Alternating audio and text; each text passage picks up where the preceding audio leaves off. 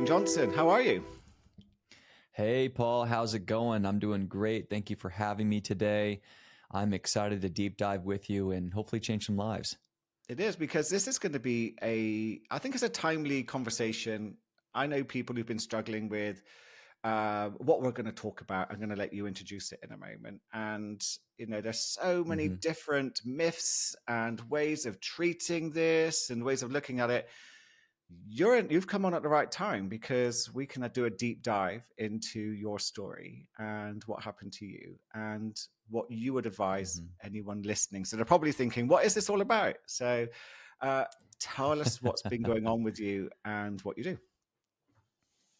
Thank you, Paul. I am the CEO of Crohn's Colitis Lifestyle. We help people become empowered and make sense of inflammatory bowel disease, such as Crohn's disease, ulcerative colitis, other forms of it, microscopic colitis, lymphocytic colitis, even IBS D or IBS C.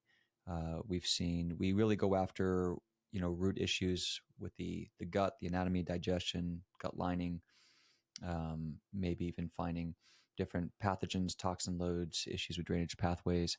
So all integrative, functional, holistic, and partner with conventional where need be. We want to get results. Okay. That's where we want to help people and help them get their life back. So that's what we do. And it all started because I nearly died of this disease when I was a kid. Wow. I So, mean, so what pain happened? to So what was going on purpose. for you back then? What was happening? Man, Paul, it's so strange. I mean, I think most of us, if you're old enough to remember how life was back in the 90s and, um, even early 2000s, there was no such thing as like organic food, really. I mean, it was small. Mm. People didn't talk about it. And the same thing with autoimmune disease. When I was diagnosed with ulcerative colitis, then Crohn's and ulcerative colitis, a lot of doctors couldn't make up their mind. We had never even heard of it. And I got my first symptoms at 19. I was diagnosed around 22, 23. And it completely just blew my world. I was devastated. I didn't know. I think my parents, when they researched it, specifically my mother, when she started researching online, I was 22. I didn't want to look into it. I didn't really Mm. prioritize my health, as we were saying offline. Um, she saw the devastation. She saw what could happen with it. She became very worried. So she started taking it upon herself to try to figure out how to support me and defend against this getting so bad. And lo and behold, by the time I was 26, on my 27th birthday, I was connected to a bunch of machines. I'd been in the hospital for 4 or 5 weeks straight, bed rested, and I was fighting for my life. My birthday's in November. I'm a Wow. Sagittarius, if anyone cares.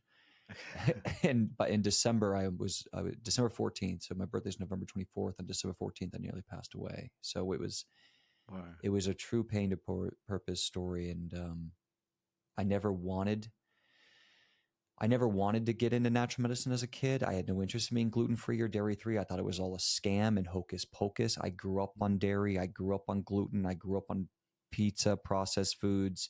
There was no health issues in my family. None of my friends had health issues.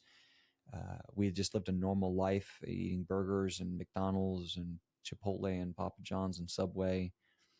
And it was really, really, really hard for me to Mm. try to wrap my head around. You have this incurable disease. You're going to have it for the rest of your life. Doctors are telling me food doesn't matter. I come to then just live with it for a couple months and years and go, no, no, no, food matters. It's Mm. obvious, which actually saved me because it was the first hole I saw in the medical field. But what place does a 22-year-old punk kid have in second guessing his medical doctor? Yeah. That Yeah. was also what hurt me for a long time. What place does a kid have in saying, I don't agree with the doctor? He has been doing this for 30 years. Did they kind of He's the shame you about doctor. He that? said Did food they? doesn't matter. Yeah. Did they shame you on that? Were they like, Yeah. what do you know? Well, not your family shames you in a way because your Okay. family doesn't have the disease and they're going, you gotta listen to the doctor.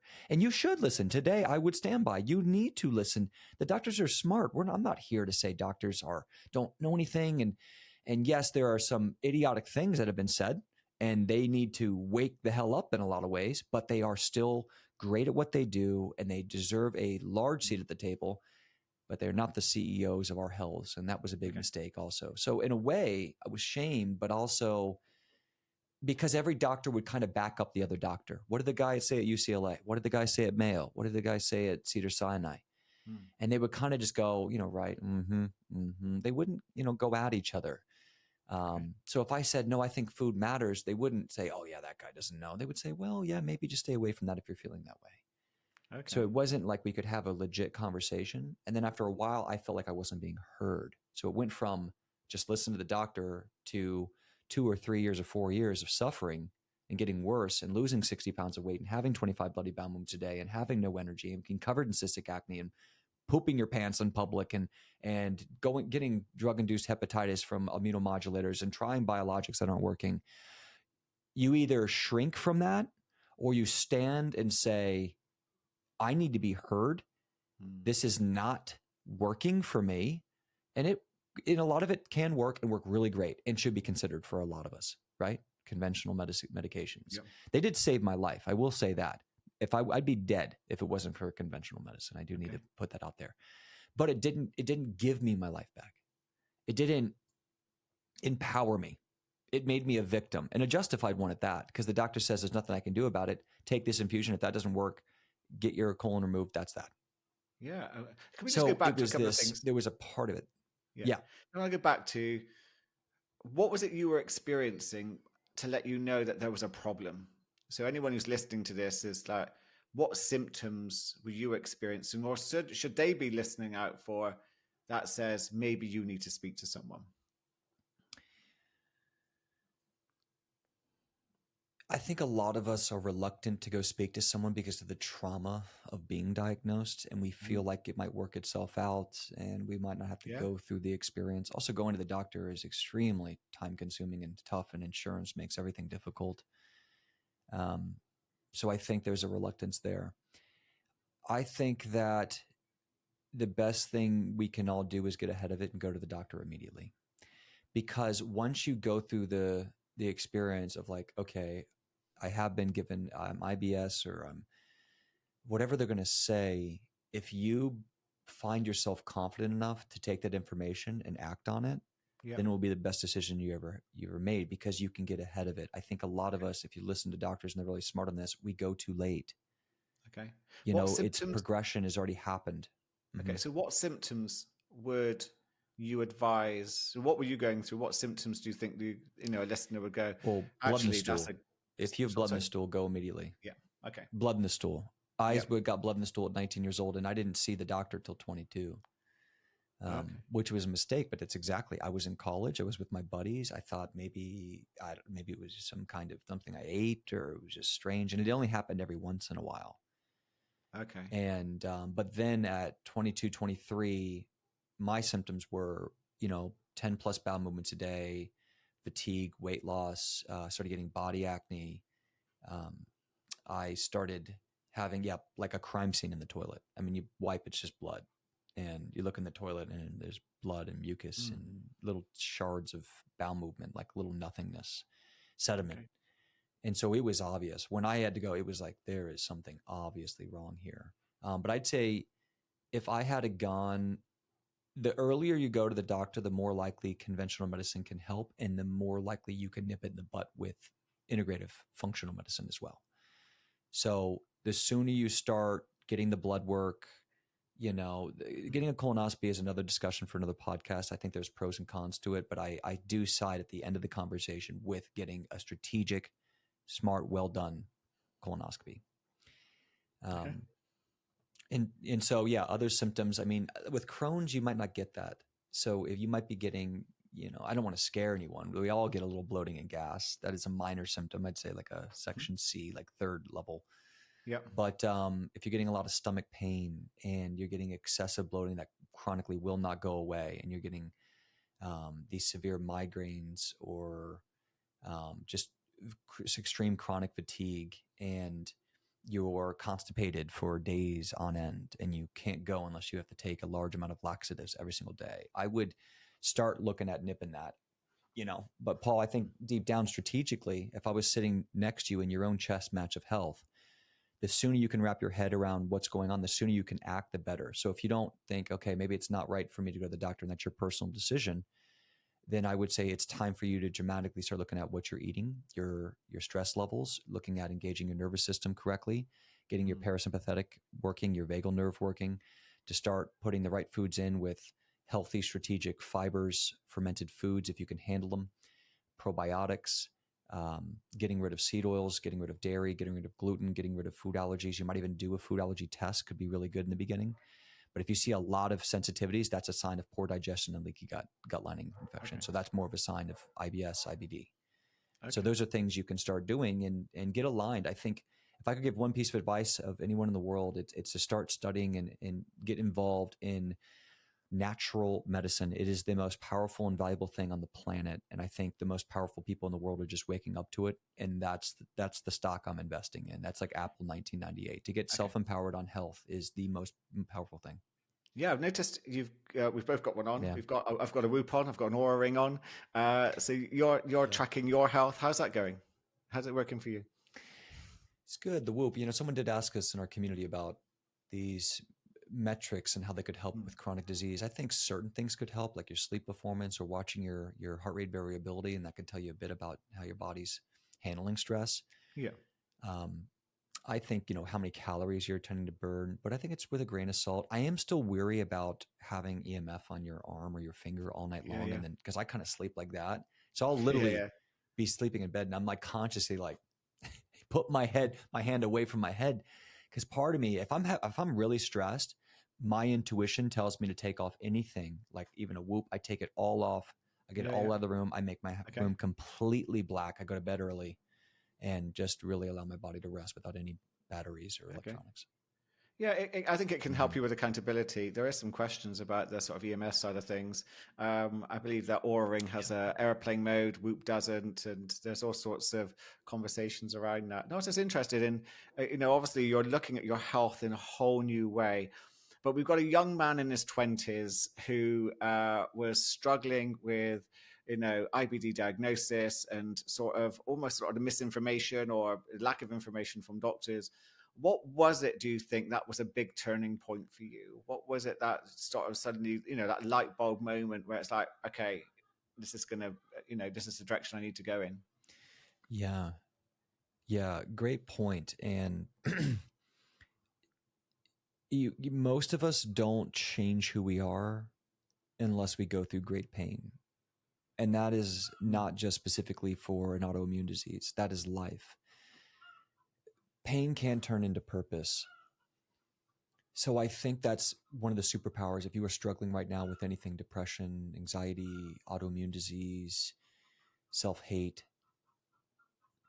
that can lead to you like a gift of what is life about? How does love work? How do I value things in life? Like not choosing is also a choice.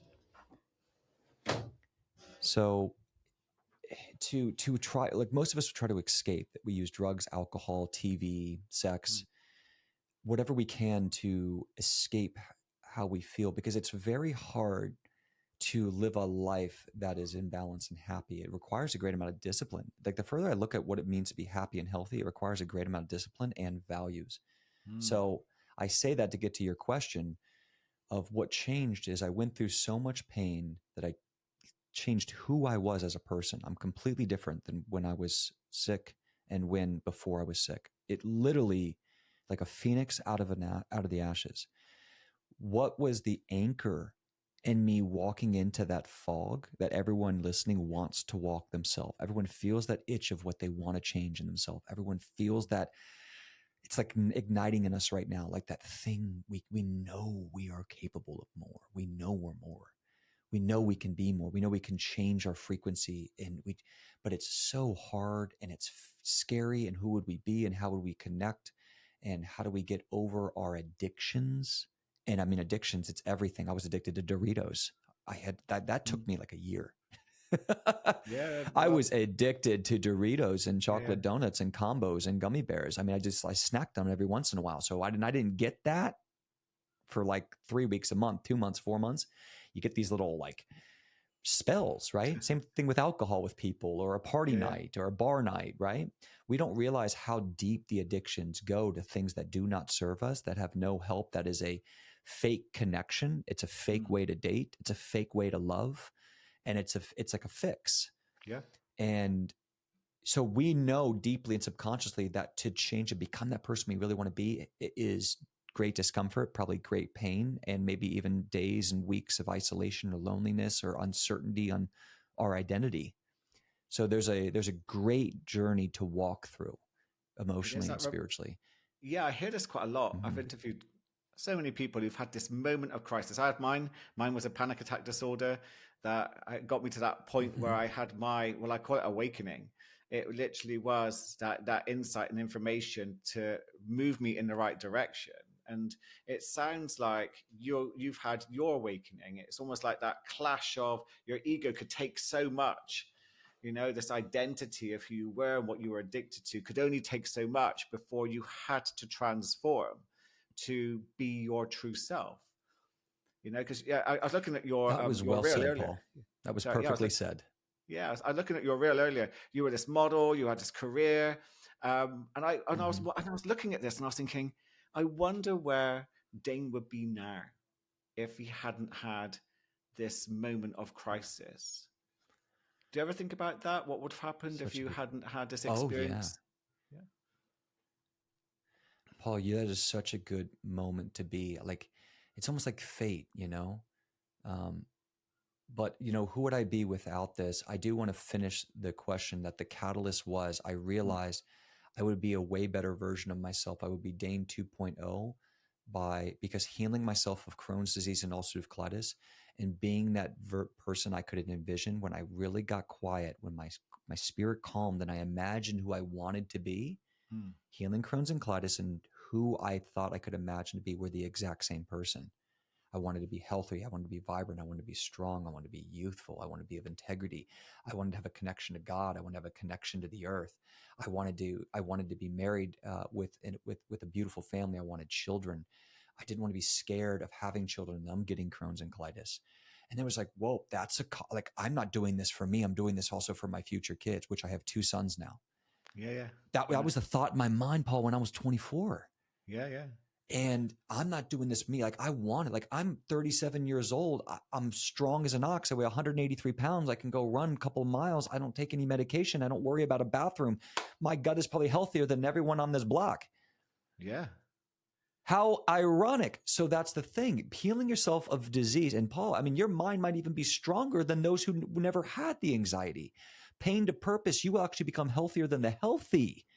Wow. And this started as I went through it and I started like looking down the foggy road, the fiery Mordor road of you are never going to be that person you used to be. You're not trying to be back to normal. You're not trying to go back to who you were. You're going to leave who you were and like a phoenix out of the ashes, rise into a new person, which you will be for the rest of your life. It is more permanent than a tattoo. Yeah. It is more truthful. It is more honest. It is more endearing. Yeah. It is more everything than a tattoo. It is that deep and it is so hard. And why haven't you done it? It's the same thing with smoking cigarettes. It's the same thing with being addicted to pornography or addicted to alcohol or addicted to marijuana or addicted to all sorts of drugs or addicted to, whatever, even your freedom. Like I can't be with the family. I need to travel the world, right? I'm always in a different country type of person. The addiction is in so many layers and we have to reflect on who that is. And no one can tell you what your truth is. But if you're hearing this, it's that catalyst. So that's what I realized. My anchor was, oh my God, I was meditating because I did start doing breath work. Why? Because it couldn't hurt me. It could only help me. So when I was working natural medicine, I was trying to heal myself. I was housebound for a year. One of my rules was if it couldn't hurt me and it could only help me, I would incorporate it and get experience with it. Before I judged it, I would get experience. And then I'd come and say, is this something I want to do for life? Like I don't meditate that much anymore. I tend to see a mental health coach that we do EFT tapping and hypnosis type stuff. I love that. But I still appreciate breath work. I know it. I know how to drop in. I know how to engage my nervous system, my parasympathetic. Like I'm wise to it now. Yeah. So that's what I said. And during that, it was like, Dane, everything about getting rid of these foods and doing all these things, you're reading it. I'm studying it. It's inflammatory. It causes different diseases, cancer, heart disease. It causes mental health disorders. It clogs your liver. It causes cellular dysfunction. affects your mitochondria. There's nothing good about this. So why are you still eating the Doritos? Why are you still feeling like you need to have a drink of alcohol? Why can't you fast? Okay. It's not doing, Dane. It's not doing.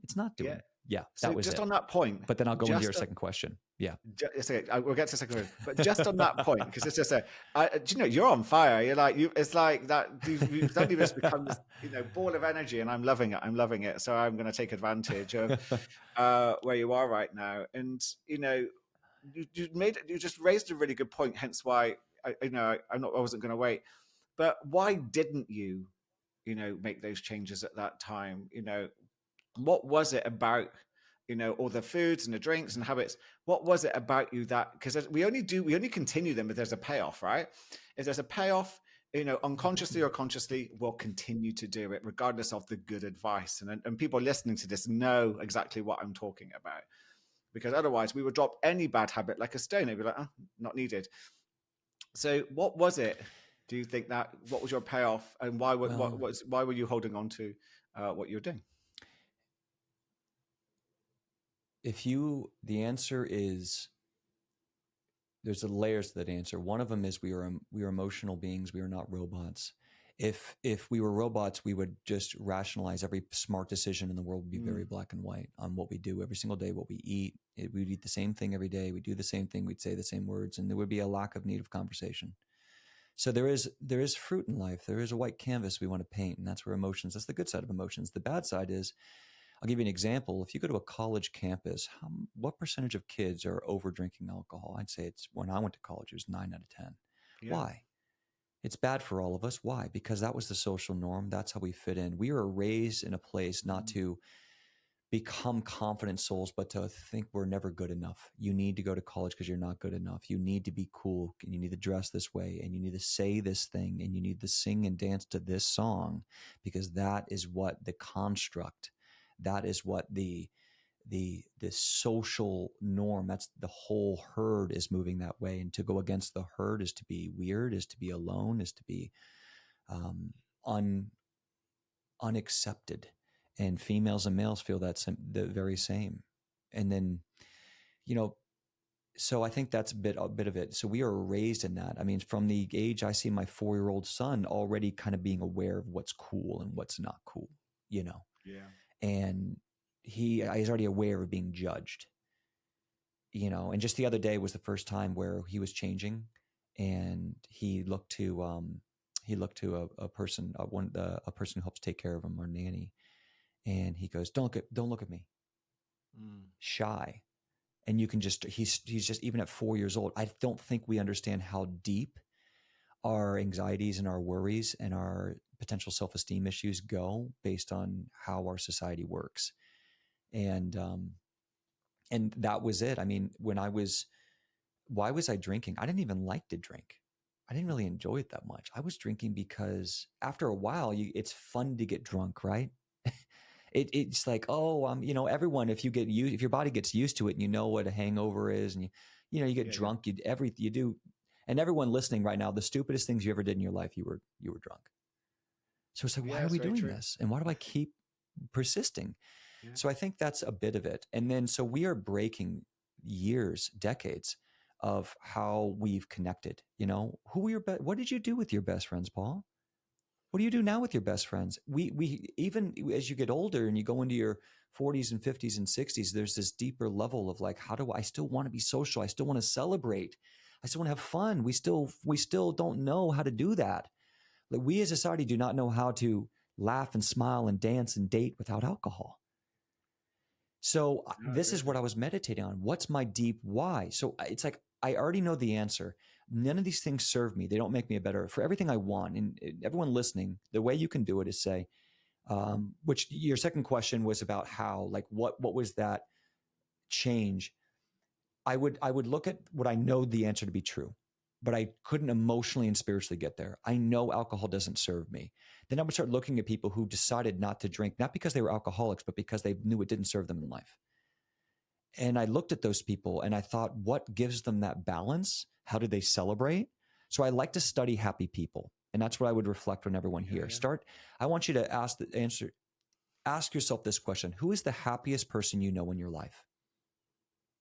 It's a good And not question. many people can answer that. Every time I ask someone, they get flabbergasted. It is one of the best questions we should be asking to sixth graders. And we've never been asked it. Who is the happiest person you know in your life? And it might not just be someone very close to you. It might be that neighbor. It might be that person. For me, one of the people was my mother.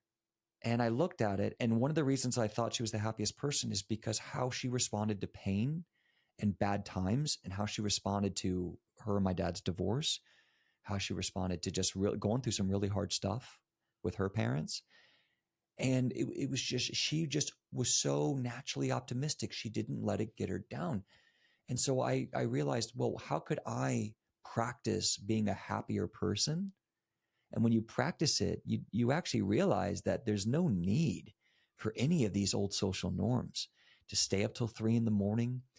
You know, I'll give you, Paul, this is actually bringing to mind one thing I did as I was practicing rebuilding myself.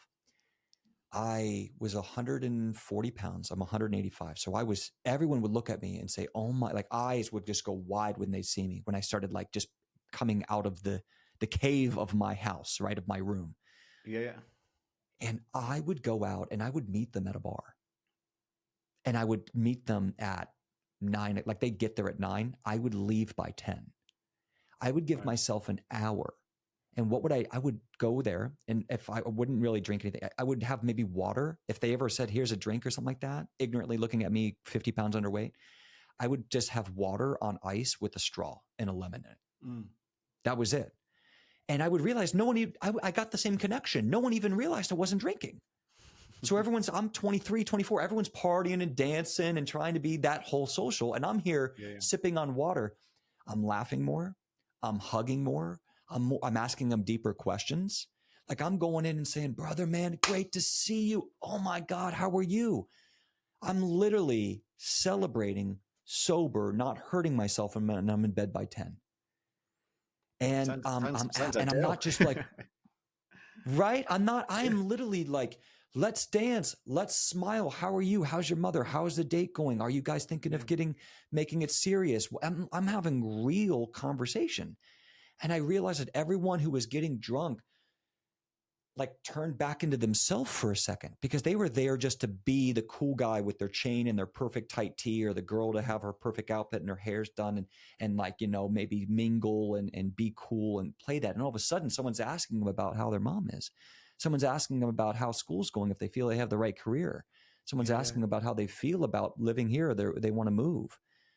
At a social, it just wasn't. So I started realizing everyone in society wanted what I was waking up to. And that gave me an edge to say, oh my God, I'm ahead of the curve. Like, especially in dating, because a lot of men, we think it's all about how cool we are, and we want to have big muscles and show off our arms, and we want to stand tall and give ourselves 2 inches with those boots, and we want to just look great and put the vibe out, and then we're worried that she likes some other guy, and we're just, you know, very vibey like that in that social scene. And really what she wants is for you to ask her real questions and have a deep connection and show that you have integrity and that you care, and be honest. Just be an honest guy. Like I found that over time, when I started telling girls that I had this incurable disease, it almost like was like a call. Like I almost got more dates. It was like the vulnerability and the depth of realness, and the fact that I had risen from it, that it wasn't going to define me, that I had taken action on it. And then I would go on a first date and say, I don't eat that. Why? Because I'm happier being healthy. That's poison.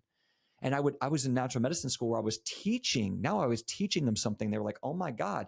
Because if you put 6 women together at a dinner, it's only women, they're going to say, oh my God, I'm so bloated. I wish I wasn't bloated. I wish my pants fit better. I want my skin to be better. Why is my skin breaking out? Maybe it's the blemish.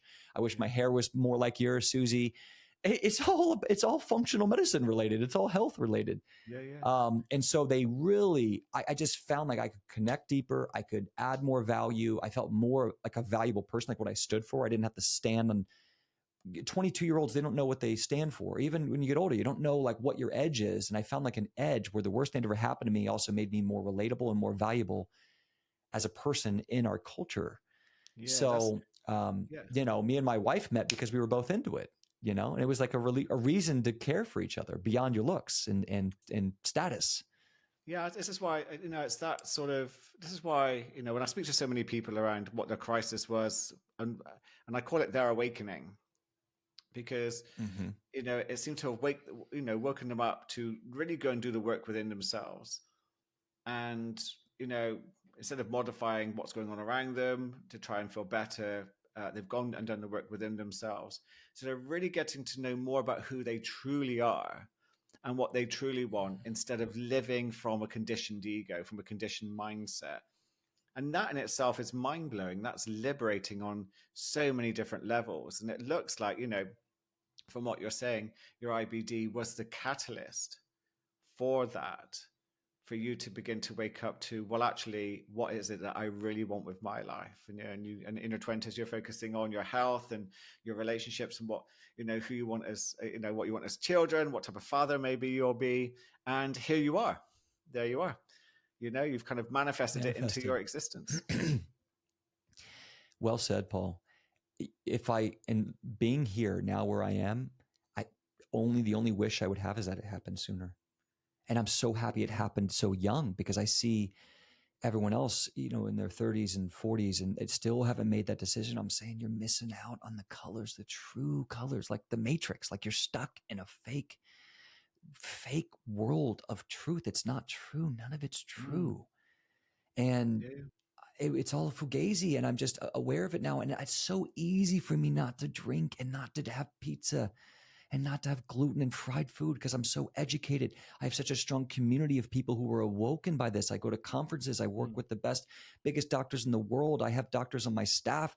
I've built a multi-million-dollar company that saves lives, that helps lives, that empowers people. And we have thousands of members who connect every day. I talk to them every day. Like when they say, who do you surround yourself? I surround myself with people who've been sick. I talk with people who have IBD every single day. I'm constantly involved in our community, and all of our coaches and our practitioners had this disease, and they've been able to empower themselves. And we're together, and we've created a new reality. Paul, we can create a new reality. You can enroll everyone listening. You can enroll people around in a better life. And if you become happy, you will become an influencer. You won't become lonely. Everyone will want to connect. Whoever is happier and healthier is the true leader in life. It's not who's richer, better looking, or has more Instagram followers. It is who is happier and who is healthier. That is the true leader and influencer in life. It only takes an hour or two at a dinner table to prove it. Yeah, and I don't think you know much about what my work is. I help people with awakening, and I'm a mindset coach, and so this is a lot of what we're speaking my language. So that's just why I'm so glad that you're here, Dane. And I think one of the big things that I'm a fan of, and I don't know whether you have come to this conclusion yourself, is the pain and suffering that most people are going through is their wake-up call. It's their rite of passage to go through, because at some point in time, they're going to get exhausted and tired from trying to change their outside circumstances to feel better about themselves. And when they, like you did, like I did, we went in and did the work, we wake up to the true reality of ourselves. And then that is where life becomes something very different. I don't drink. My diet is very different. I'm in my mid-50s. I'm healthier and stronger than I've ever been. And a lot of that is just because, again, I've just woken up to, being guided to where I need to be, what I need to do. And I'm just along for the ride now. That's the fun part of this.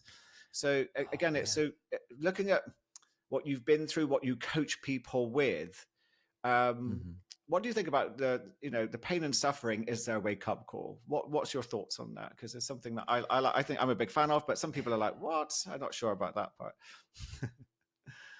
Paul, and I would love to have you on this. I'm actually, I built a bit of, a few hats and a clothing line, and the podcast that I'm building right now is called Diagnosed with Purpose. Oh, wow. Okay. Because it's exactly the frequency you're talking about right now. Yeah. It's the wake up call. Like I was diagnosed with something that it was either going to be the worst thing that ever happened to me, or it was going to be the best. I truly believe that with pain.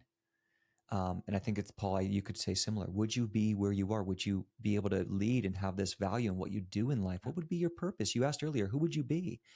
Paul, I would be, if I had made it, right? When I was 23, when I got diagnosed, I quit my office job in Tyson's Corner.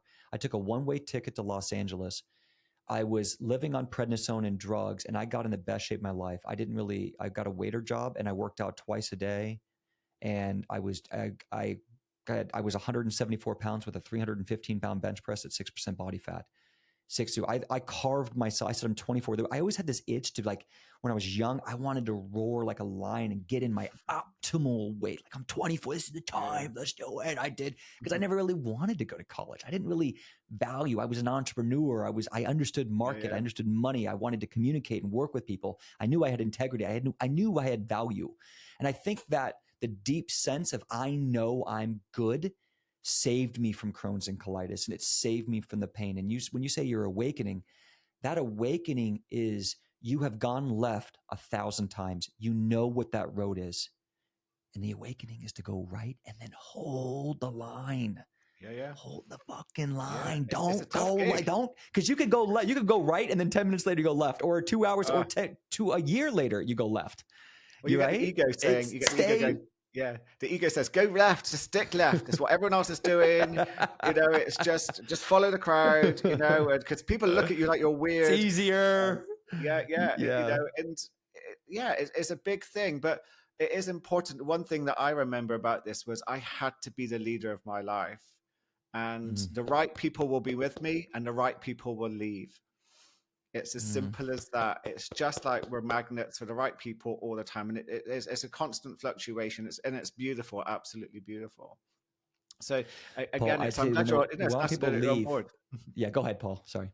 No, it's just nice to hear that it's something that resonates with you. That, again, our suffering is our wake-up call, because we can only put up with it for so long. And then we have to go within. And that's where people discover the truth about themselves. Or we become a victim. I see a lot of people who just we become a victim of it. It can crush us. That's the hardest thing about it. It may kill us eventually. But it's not easy, because even when you try, it might not be enough. Yeah. Even when you think you're awakening and trying, because a lot of people right now are listening to us and going, Paul, Dane, I've tried. I've already changed my diet. I'm already meditating. I'm already, going for walks and getting sunshine and grounding. And I'm sick and I'm depressed. And I'm angry. What am I missing? I think there's a lot of people out there like that. And that's a really different and difficult energy. Yes.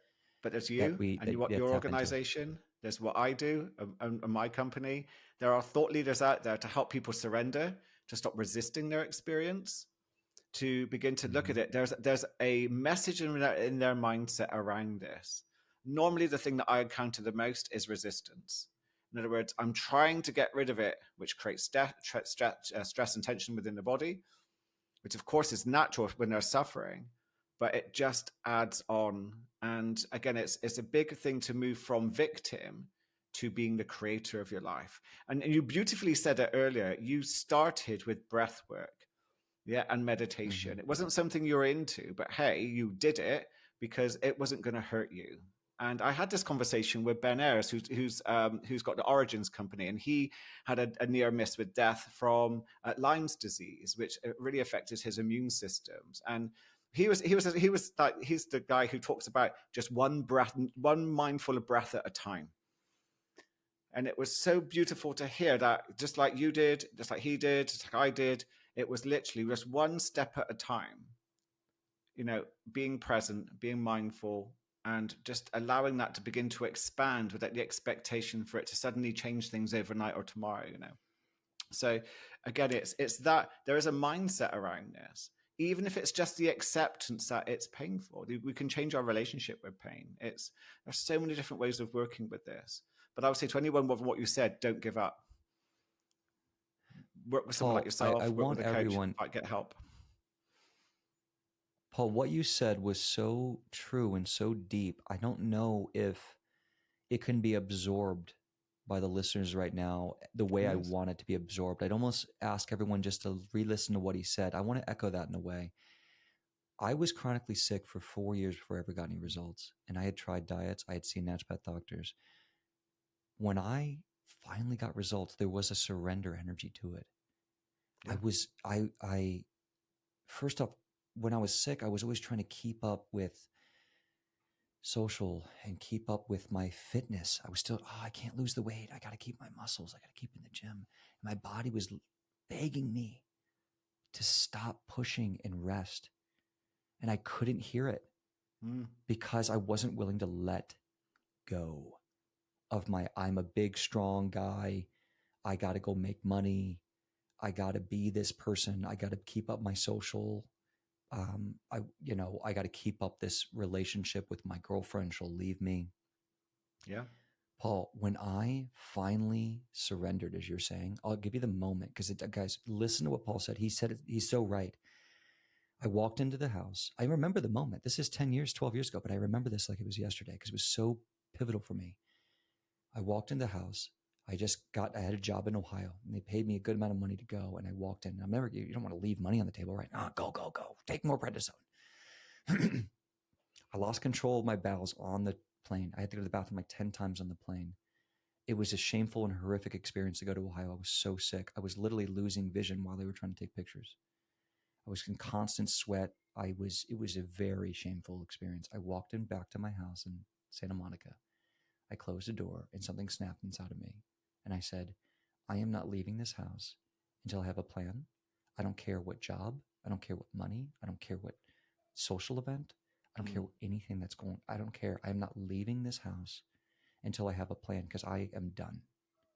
I am done being sick and living like that. And I cannot hide it. I was hiding it, Paul, for years. My agent didn't know. I had a commercial agent, an acting agent, modeling agent. I was getting jobs in Jamaica, Sweden, New York, Miami. I had a prominent career and I was lying to everyone. I was living two lives. I would work, get through it, try to hide it until I couldn't hide it because I was so sick. And I literally broke down in tears when this happened. And what I did is something snapped in me. And when it snaps, Paul, the answers, you don't know what step 20 is, but step 1 and 2 is completely obvious. It's like a foggy road, but you can see the step in front of you. And you just have to do that for months. You just got to keep walking. You know that's scary when you're walking on a hill and it's foggy and you're like, oh, where am I going? I'm kind of lost. I don't know. It's literally like that. And it's this surrender and peace to, I know this is the right way. You'll feel it. It's like a divine energy that we all have. It's a divine spiritual energy that can ignite to save you. It's your creative energy, your intuitive energy, and your manifesting energy. All three of those are the divine gifts that we have that you need to tap into during the surrender. Yeah. And what was the first thing my spirit came up with? You know what I did? The first action. I got a bunch of paper and I happened to have this stupid paper cutter. And I cut up this paper and I safety pinned it together and I wrote on it in front of it 40 days and 40 nights by Dane Johnson. Wow. And I just created it. And I have a picture of this. And I said, I'm going to track every little thing I do for 40 days. But the interesting thing is, it wasn't so much about what I was doing. It was more about what I was surrendering. I'm not drinking. I'm not going out. I'm going to bed at 9:00. And then I started reading and I started just looking around at other leaders and mentors who had already succeeded at what I'm doing. They're $6 on Amazon. Go find a book on a leader who's already done what you're doing and buy 7 of those, all of the books, and just read for 4 hours a day. That's what I did. And then I would cherry pick from that book and say, that rings true for me. Jordan Rubin in The Maker's Diet, he called it The Maker's Diet as God's diet. It was his story that ignited even more so than what the diet he followed. He had a prayer in there. I cut the prayer out of his book and I taped it to my desk where I filled up that journal every morning and every night. And I read that prayer every morning and every night because it felt true to ask that I couldn't carry this weight anymore myself. I was a 23-year-old sick kid and I didn't deserve this. I was angry. What was the prayer? Do you remember what the prayer was? I haven't read it. And honestly, living this, Paul, for everyone listening, I'm literally reliving these moments. It's coming up in my cells. My cells are reliving this pain, this worry, this doubt, this loneliness. My mother couldn't help me. My father couldn't help me. So what was I going to do? I prayed to God. I looked north. I looked up.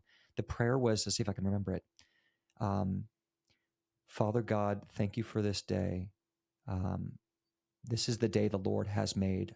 I rejoice and I'm glad in it. Please help me heal every ligament, tissue, organ, and cell of my body. because this is the day the Lord has made. I am happy and glad in it. I think that's about 85% of it. Okay. No, I wasn't expecting to remember, but that's quite a powerful sort of almost connection. Yeah, I read it every day for a year. Yeah. Amazing. But it wasn't just like and I want to be sure, because I know there's a lot of people that itches them wrong, this idea of religion and stuff. To those who believe in God are going amen right now. For people who have a problem with it, I was angry at God. I was angry at the idea of God. I was angry at my father. I needed a way. God to me was a conscious energy of creation. It doesn't have to be a religious thing if you don't want it to be, but to believe in a higher conscious energy. Paul's belief on mindset and the surrender is a divine energy you're tapping into. You can say, well, things are changing at a scientific level, but if you can, the fact that energy can turn into a signal change and a hormonal change and a chemistry change in your body is divine.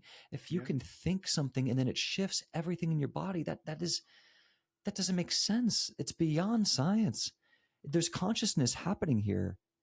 Yeah. And because everything you are is so that's the surrender I wanted to echo. Yeah. I'm so with you, because you are consciousness, and which is the universe, which is God, whatever your terminology is for, it's the same thing. And when you surrender, you're putting trust in faith that you're in the right place, in the right time, in the right circumstances. You are the right person. You are enough. And again, your when body you surrender, can heal. You can begin to, there's a nudge, there's a guidance to the right people and situations. They may be challenging, but these are growth times. There's so much gold often in the challenges and obstacles we feel are in our way. But surrender is, whenever I've surrendered, it's like life becomes completely magical. It's when you begin to just fully let go. And it is, it's when you really see the sunset. Energy. Yeah. It's very powerful. Yeah. That's what Eckhart Tolle talks about in The Power of Now. When I was reading that book, it's just like, you can't even be present until you surrender. You can't even find happiness. Even in my own life right now, I still need to tap. I tell you, one of the things I need to work on today, presently moving forward, is my ability to surrender more, because I'm running a company. I've got kids. I have so many people count on me.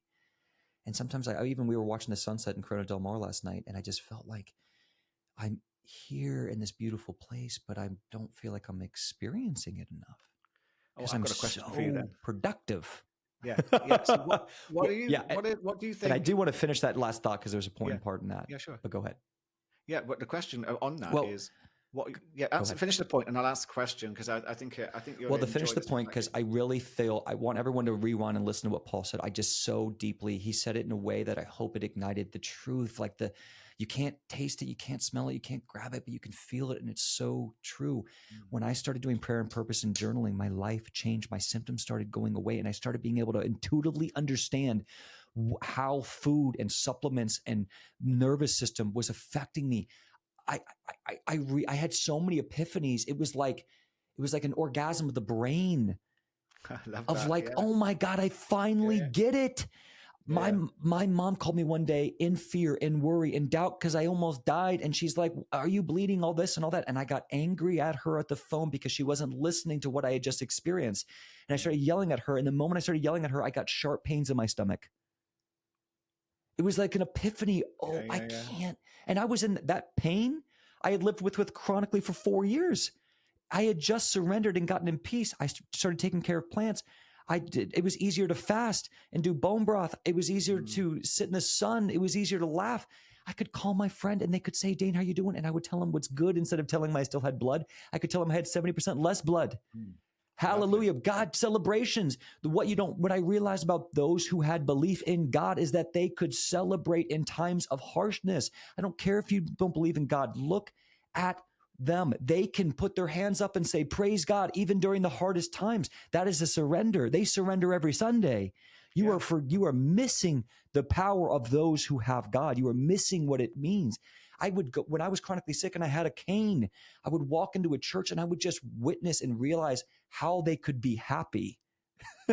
Like, how can you, like, remember I told you I studied happy people. I could just look at those who believe in Buddha, those who believe in any kind of God. They have this ability to surrender and find what's good. And I started telling my mom what was good instead of what was bad. And it helped my spirit.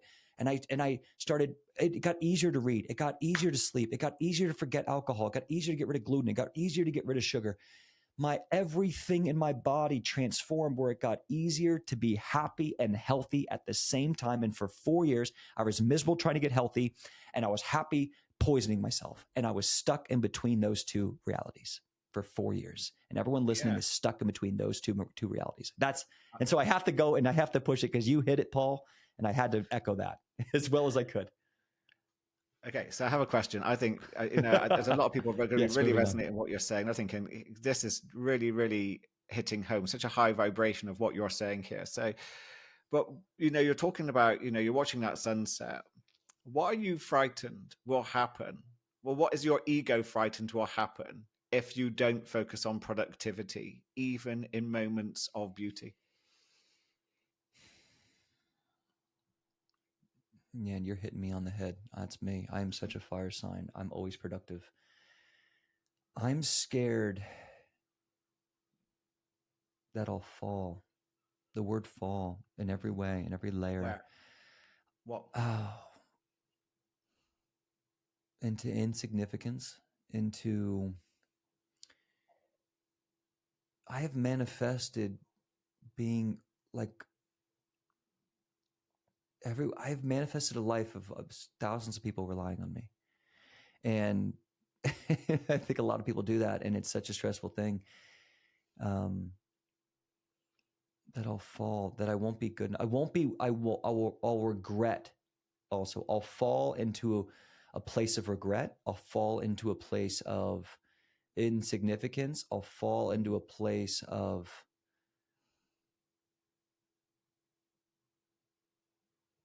not being able to ride with my brothers. When I listen to people who are great leaders in this world and have integrity, because I'm a man of integrity, I feel myself. I feel my brothers and sisters. My soul lights up. There's nothing that gets me more excited than to talk to someone who impacts the world in a great way. It's like oxygen. I love it. And I feel them. It's what drove me to the acting and stuff. When I saw the significance of people who did things like that, my first thought as a child, until I realized that it wasn't for me, was I can relate. I feel like I was born to be a leader. I don't know, something in me since I was a kid, a little kid. So I think your challenge is to help that part of you relax. The part of you that fears falling into insignificance, because it's a story, it's an illusion, and it's your rite of passage to overcome that. Where again, that's the next stage in your phoenix from the ashes, if you like. It's to help that part of you just rest now. It's help get this far. But to drive yourself through pain, if in a way, to be significant, to be productive, is that, that sort of like knot, if you like, that you just can now begin to undo. Hence, we're just having this conversation in the only moment that exists in the universe, right? So this is meant to be.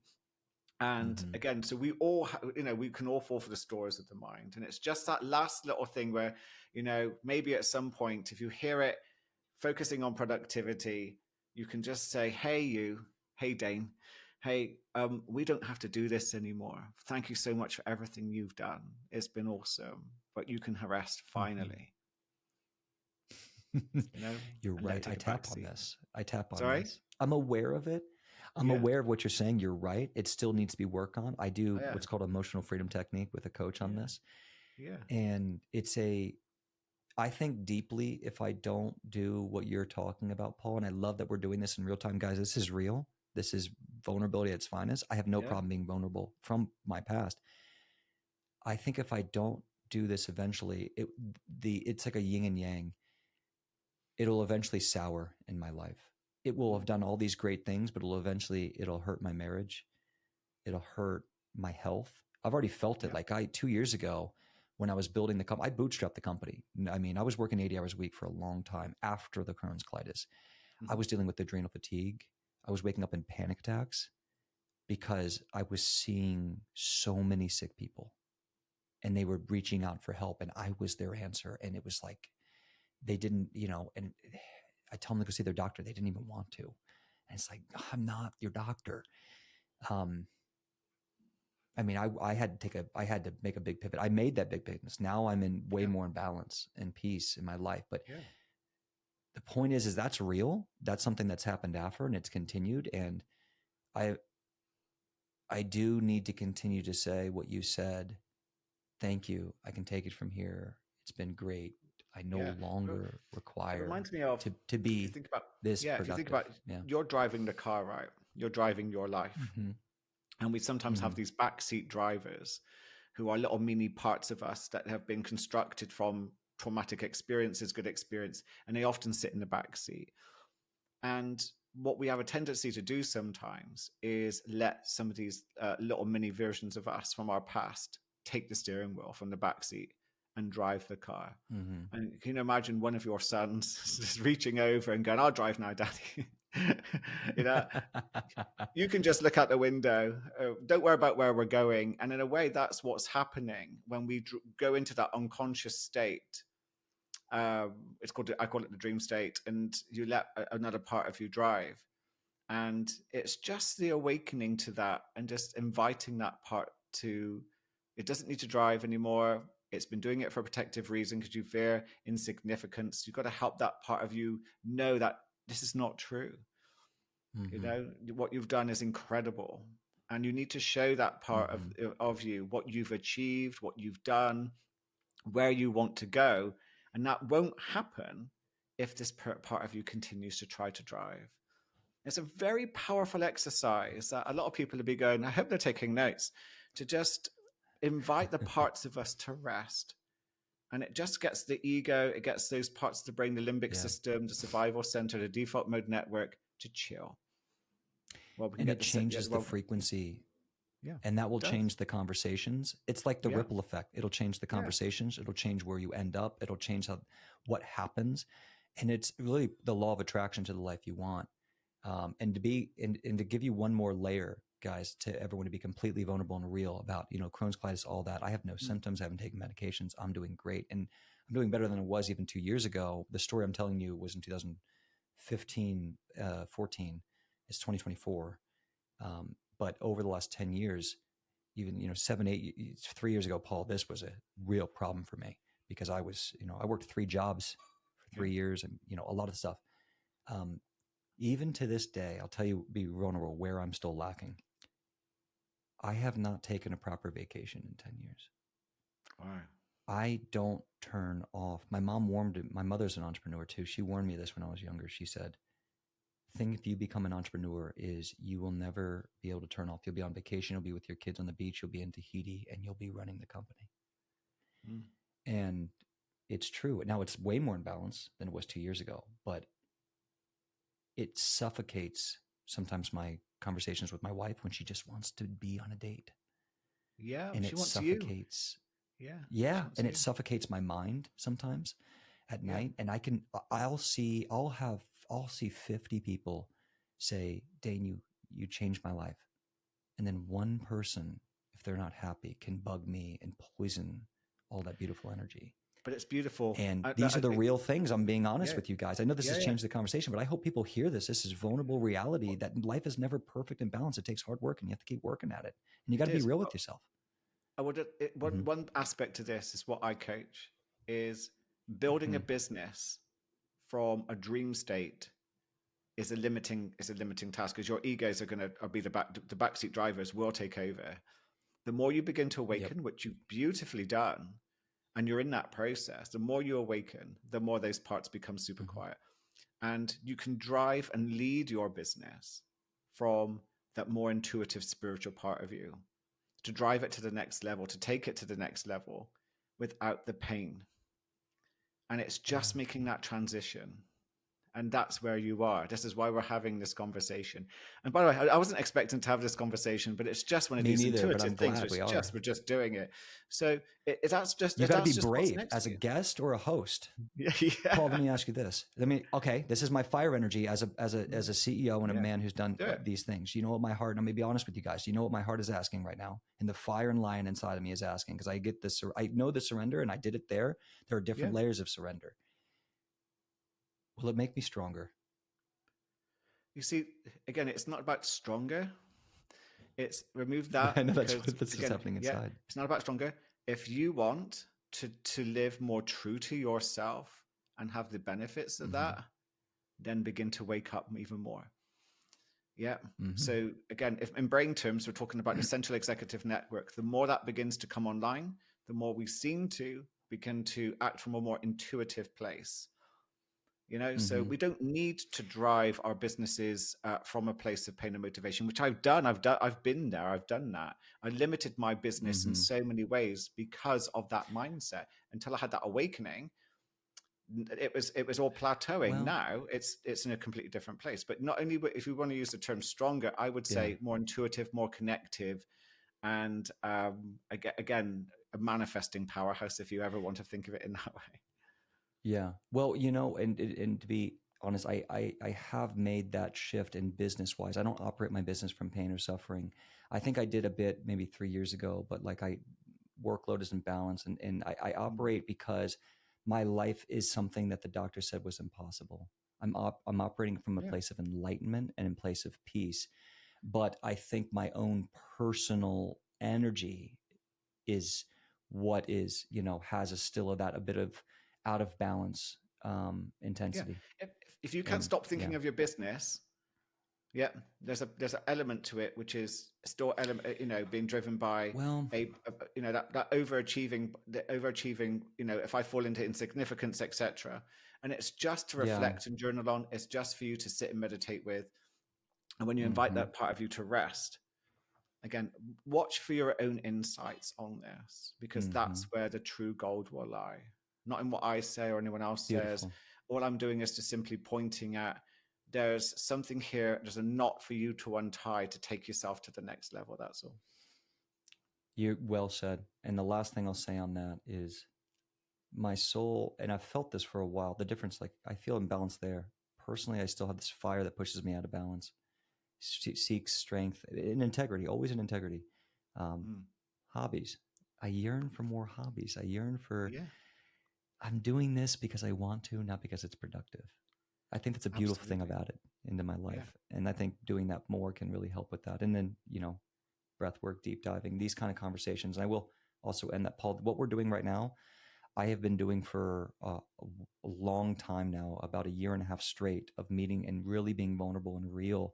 And it has really helped me as a man, Good. as a person, and Yeah, yeah. open it up. So I would suggest everyone out there listening, do what we just Yeah. practice for a moment And get challenged on with it. Paul, I of have, course. I have, I have three coaches. It's the beauty of it. It's the beauty of it. Everyone should have a Um, coach. The coach should have a coach. Yeah. yeah, absolutely. Otherwise, we're not having, we're not doing the thing that we're promoting everyone else should have. So that'd be bizarre. We literally gone way over how long this was Yes. going to last, because it's such an amazing conversation. I'm so grateful for you, Dane, for coming Yes, on I today. agree. Me too, But Paul. Thanks so much. one piece of advice you would give to someone who is struggling with a gut disorder, or anything that they suspect, because they might have their head in the sand and are thinking, shall I, shan't I? What would be a piece of advice that we can leave for people to take away with and maybe act on? First thing that's coming to my mind based on this conversation is to seek a home. Find a community and connect with like-minded individuals. They will help you continue to mold and surrender and find Mm. peace in this new process, because you can't just go on a diet. You have to shift your life Okay. is the answer. And that's a hard thing, a hard pill to swallow. Yeah. And number two, if you are completely overwhelmed right now, I want you to focus on what you're not doing more so than what you are doing. I think it can be really overwhelming to think about what supplement I need to take and what's the perfect meat or the perfect plant. And I want you just to I want you to make a deal with yourself to take the things that are obvious and just make a deal and say, I'm not going to do these things for 60 days.